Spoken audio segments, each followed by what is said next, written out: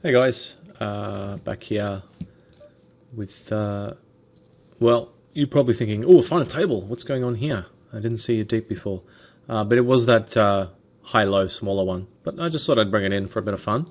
And also because the F-Tops high-low has started. And so they're both pot limit. And some of you might be a little bit interested in pot limit. High-low, so not Omaha High, obviously. So I'll explain a little bit as we go along. Not right now, I don't think, just because of the number of tables beeping away. I'm sure there's going to be a lot of hands to talk about, so I'll take them as they come. And doing okay still in the Big 75. We steadily just sort of maintained our position sort of around the top sort of 10 for most of the way, actually, haven't we? 100 rebuy, top left, got a few chips. Not too many, but a few, which is always good. Early stages, good to try and pick up some chips in the rebuy period. And the 33 turbo, excuse me, that we were deep in, is now, well, I mean, relatively, we're in the money. It depends how you classify deep, I guess. If you're talking about just off the final table, then no, we're not that deep. Still still a fair way to go. But this is a good tournament. I mean, it's got 7,000 up top. But we have got a long, long way to go and going to have to win a lot of flips. Wow, this is an amazing spot, isn't it? This is a spot I wish I had more time to think about. 12.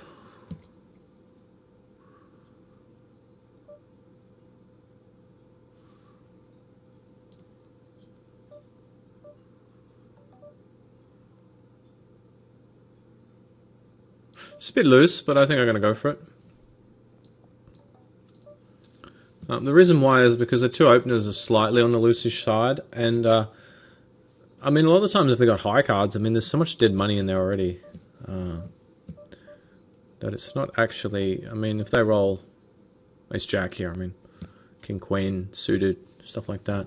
Once in a while, they're going to have like 7s, 8s, and 9s, but I think the button play would have re-raised with maybe 9s up, so unless he's got 7s or 8s, you know, which he still might be raising with, but I'm just trying to put myself sort of in the psyche of, you know, players that are less experienced kind of thing. Maybe he just doesn't want to get in 7s or 8s pre, but decides to call. I mean, which is not out of the question, given the dynamics. And he has 4s. So, I mean, it looked like one of the hands he was going to have, but it's been very, very hard to win. It's been very hard to win hands today, but we managed to flop a set. So I told you it was going to reverse, didn't I? I said to you guys, I said, I'm feeling it coming, the rush. And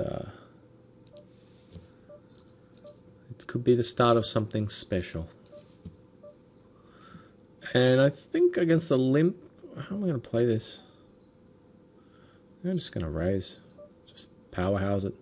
It is actually bubble, even though it's final table. Looks impressive, but it's actually bubble. I mean, we've got the second nut low draw, and we've got, you know, top pair. So, I mean, it's not great, but it's just going in sort of thing.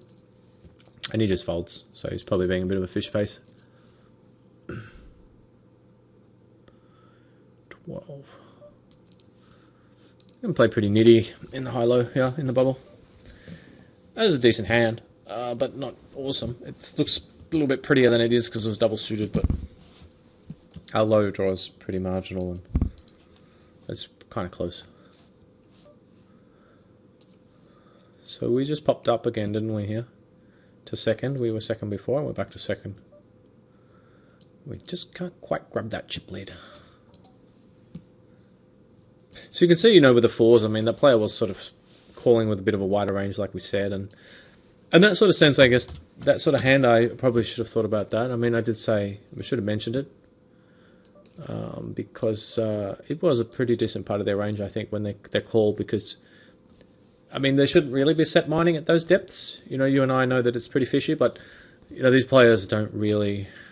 I mean, there's just fish slapping. You know,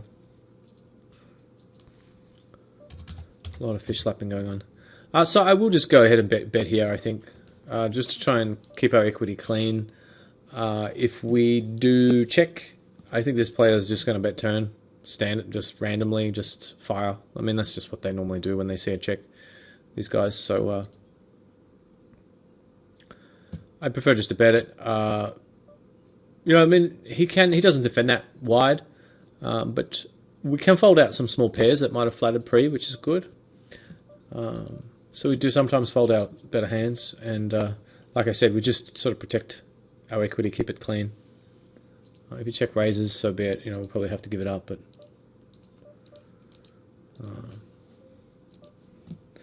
we likely have the best hand. And I mean, we can check call, I guess, on the flop. You know, check and then call turn. Some turns. That's certainly quite reasonable.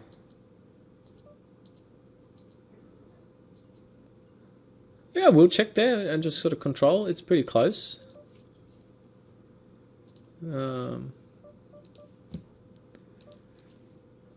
I folded top left. We had a decent speculative hand. I decided to fold it just because we got a lot of good players. Well, not a lot, but we got, well, actually, yeah, they're all, I think the big blind's a bit of a fish there, but all the other guys are good. And so I don't think there's a need to sort of push the envelope in terms of... I think I will value here. Well, will I? Can we get value here? No, actually, it's probably a bit thin. I mean... Yeah, I don't think he's going to call with that hand. I mean, we only had a pair for the high.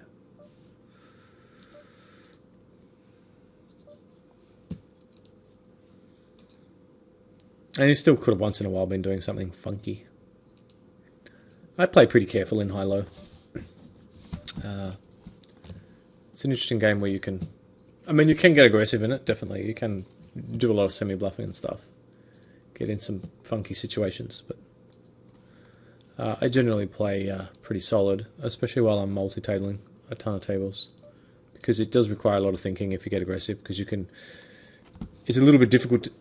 You have to be... well, I mean, you can quickly spew if you get aggressive in a really bad spot in high-low, if you start trying to get in sort of semi-bluffing spots. It really requires a lot of skill and attention to be able to bluff a lot in high-low, because it's a game where equity plays a big part. Because you've got players playing for the high and the low, you know, so it's not like Hold'em where a lot of the times they've whiffed the flop. I mean, a lot of the times, yeah, they might have whiffed for the high, but they've got the nut low draw or something, you know. It's just a lot of combinations they can continue with. So bluffing is a bit of a fine art in that game. So I guess at M2.6, oh wow, now I think I might fold. It's a pretty kind of tightish fold because we're getting pretty big pot odds, but I mean he's UTG. It looks like he's been kind of waiting. Now he's suddenly gone ahead and stuffed in the beans. So I mean we could have been crushed, and we're going to find out. If he rolls King Jack, it's a bad fold. If he rolls Ace 9, it was brilliant. Let's see which it is. Well, we had Ace 6, right? So it's borderline brilliant. Unless a Ace comes and then it's terrible. No, 7 came. It was a brilliant fold. Just trying to be as results orientated as possible. Just make myself feel better. Yeah, I mean, I would have jammed that a while ago, but I think in these days, people just call an M2.6 jam with pretty much anything. And they understand sort of pot odds a bit better, and they understand ranges a bit better. But you actually get a little bit of fold equity back in the day with that jam. These days, I don't think so much. But I mean, the thing is that there's 10k already out there, and we only have 26. So any hand we take, it's pretty good odds when we decide to take one. But I just decided to let the blinds pass by and blind ride down to M2. I think it's okay.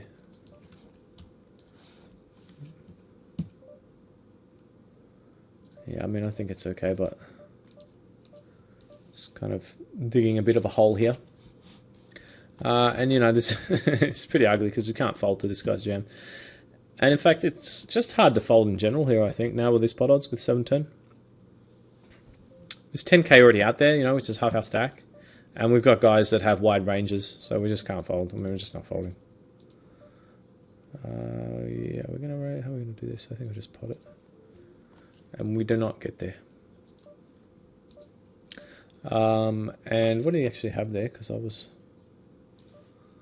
didn't actually see because I was trying to... Oh, he had ace-3, yeah. I mean, that's what I'm talking about, a pretty wide range. And the other guy had 5-8, you know, because he's desperate. He's going to be jamming wide. So, I mean, it wasn't hard to figure they're going to be wide given the stack depth. And so with that in mind, I mean... And the 10k already dead money and half our stack, which is half our stack, I mean. I think it was kind of a no-brainer. Pretty sure if we did the maths on it, I mean, on their ranges, I mean, without saying 100% for sure, I don't think we can quite squeeze out a fold with 10-7 off there.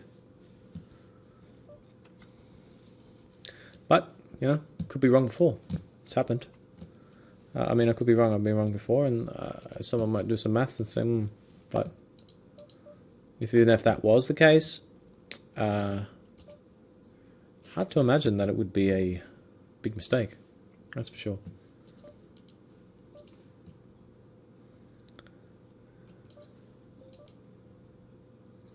So in high-low, you know, you definitely want to be folding in that spot where you've just got the naked... Well, not... Were they naked? Yeah, I mean, normally I love naked ladies. I mean, yeah, I do love naked ladies, but I'm trying to look at the replay of this hand before it's even finished. Ace, queen, queen. There it is, naked ladies. Well, I mean, we do have an ace-7 for the low. But, you know, it's such a terrible low draw. The thing about this game is you flop a set. I mean, it's hard enough to flop a set and hold in normal Omaha, let alone in high-low, where there's going to be a low 60% of the time, or whatever it is. I should really do some high-low study. I mean, I used to really have my facts and be really good at it, and I've sort of just play it. Are we going to take this? Yeah, we are. I just don't play it enough these days to worry about sort of constantly keeping up to date, so to speak. Somehow we managed to win that. I mean, we had a good hand, but we managed to scoop, is what I meant, which is good. Because I think it was the bubble. And it is. So we're 3 of 6. It's only 500 for first, so we won't be taking any trips to the Bahamas or anything if we win, but you never know. We might anyway. So if we can win the 75, then we might. Still hanging in there. 6th. And 27 places off the money. We've just got to keep that in mind too. Got one big ace hole to our right. He's a very good online player. And probably a good live player, but I don't know. I don't know who he is live. Plays on full tilt. I believe his name is the Battler, 33. And his full tilt is stats are, I think, much better than his stars. It's funny how that works. Sometimes you look up a player and they're average on stars and then they just crush full tilt. And I'm actually quite the other way. I do well on stars, and then for some reason I'm full tilt. I don't even think I'm break even. I mean, I don't do a lot of volume there, and I do kind of play bigger tournaments. I've been playing the 26s because we're in build a bankroll mode, but normally I only play like the Sunday Major and like sometimes the Big Ben and the T-Rex, so the bigger buy-ins a lot. So there's going to be more variance, but yeah.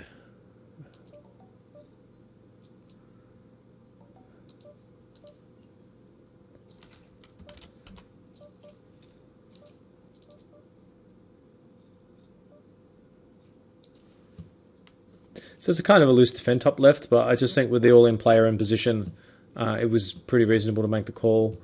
It puts us in a bit of a tough spot here. 8-10 of clubs, very good player. Doesn't really get that out of line. And so... yeah, I mean, he could sometimes do this with... I mean, I'm just thinking we could actually fold him out here and have the best hand against the other guy. So that's definitely something to consider. But I'm going to fold because I've got this decision here now as well. 740, 50, 17. 17.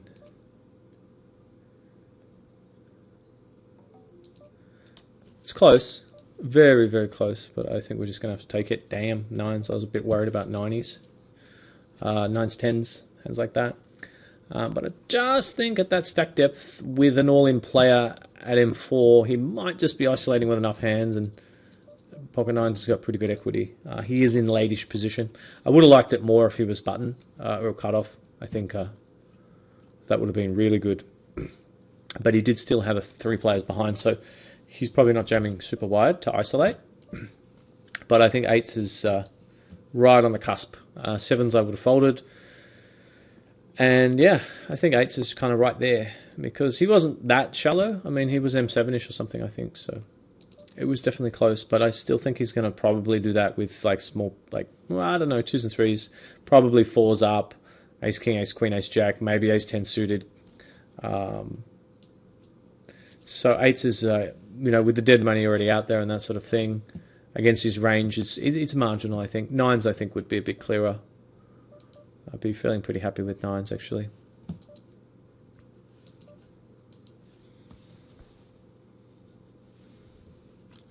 I might just bring this over here. And actually, what I will do is just bring in this this action hour, because this is normally pretty fast and furious. Maybe do it like that. Whoa, tournament just came flying across there. So yeah, I'm going to pop this at the aces and call off if it's jammed. But I mean, the value in this hand just comes from the fact that you're going to get folds so often because you have all the blockers. Well, not all the blockers. I mean, if we had quad aces, we'd have all the blockers, because no one can have, you know, a good low, the nut low or a good low. We don't quite have all the blockers. Just a few of them. And that's actually a pretty good hand to see, considering we had. And so I just want to go back to that situation, because it was kind of interesting, I think. He looks like he's got that exact hand he has, ace 10. And if we raise, he's going to fold. And yeah, I mean, it just puts us in a pretty sweet spot. But at the same time, at least we get a few chips here, but not the whole pot. But we get a few. Somehow let's just push that replay there, so it just jumped over here, this tournament. Yeah, that's a pity. I mean, it would have been good to get the scoopage there, because we would have had a nice stack, 8k or whatever it was, 9k. Yeah. That's probably a close one for the 10s. Let's have a little peekaboo.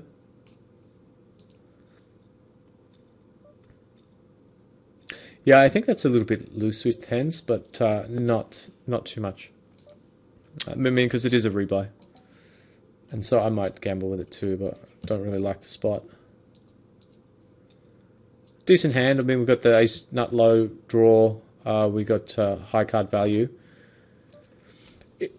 Ideally, I mean, this hand probably looks a bit better than it is, because we don't have low backup, which is really important for when you get counterfeit. And so the way the low works is you have to have 5 cards, 8 and below. And so if it comes, say, 2, 4, 5, 2, 4, 5, 7, well, 2, 4, 5 as a low, 2, 4, 5, king, king, let's say, we don't actually have a low, because we only, that would mean our 2 is counterfeit, has been counterfeited, which is actually what kind of happened there. So if we had a second low card there, let's just take a look at it. Well, actually, he had we actually had him pretty crushed there. Yeah, so he's got the ace 3 for the low because he's got ace 2, 3, 4, 6. Well, he's got the 5 actually. So ace 2, 3, 4, 5. Sorry, no, he's got the ace. What am I talking about? He's got ace 2, 3, 4, 6. Can he use 2 cards? That's right. Man, it's confusing, this game. But yeah, you can see that if we had say, 10 was a 7, then we would have had the ace 2, 4, 6, 7. We don't actually play a low here because we don't have 5 unique low cards, because the 2 is what we call counterfeit. So we have ace 2, 4, 6. So we only have 4 low cards, not 5. So that's what it means when you hear about being counterfeit. And it's always nice to have that low backup. And as for the high, I mean, ace 10 jack, you really want to try and have ace king if you can, because it gives you the best kicker with the ace, which plays a significant role. It boosts equity a lot, and that sort of thing. Ace king 7-2 is going to be better than the hand we have, because it's gonna. We've got a backup if we get counterfeited, and we've got the nut kicker with the ace, which is important, really important for equity as well. It's important tips to keep in mind if you do want to take to the felt and play some high-low. It is, I do recommend it. Very, very soft. Just crazy stuff you see all the time. Players getting in hands in high-low, the equivalent of getting like Jack 2 off all in pre deep stacked. Where they get in like ace 9-9, like Jack 9-8 or something for like full stack early, and it's just crazy stuff.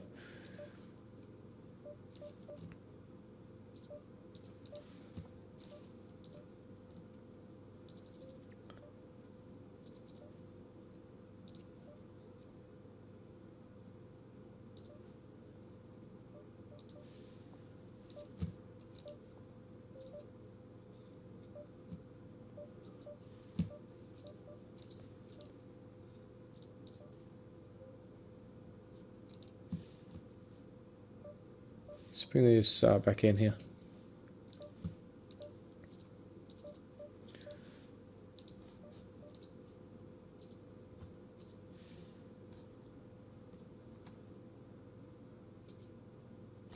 Yeah, so it would have been good to get that pot in the 75 before. I mean, that was a pretty chunky pot. We would have been, I think, chip leader.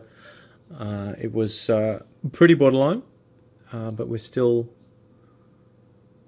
20 of 96 going into the bubble now. So we're going to try and work the bubble a little bit, get a few chips.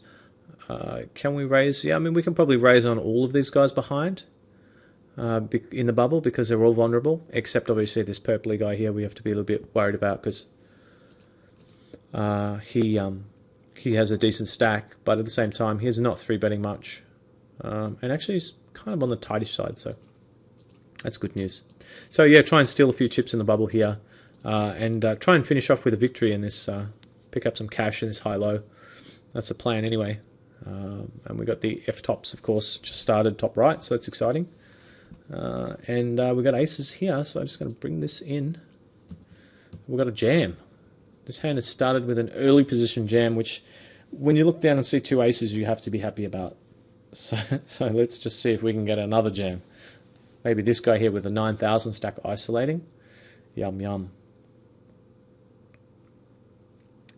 I think that he's actually already on break. He's rushed to the toilet.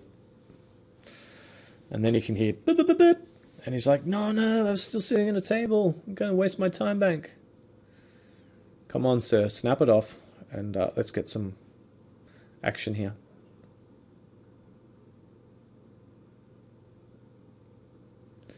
So there he goes, timing out. He's probably only playing 2 or 3 tables too.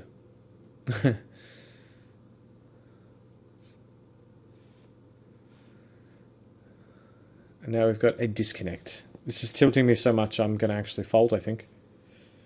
Just because it's break time. These people are wasting my break with disconnects and timeouts. And we're not even going to get a break. Still though, I guess if we're to be left here just looking, I mean, at least aces is the hand to be looking at.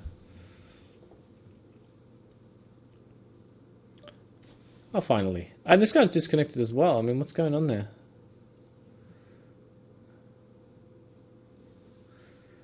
It's crazy, crazy stuff. Be right back, guys. I'm going to let this one just run out. And when I come back, who knows, maybe I'll be picked up a few more chips in that one. So I'll see you guys a bit later.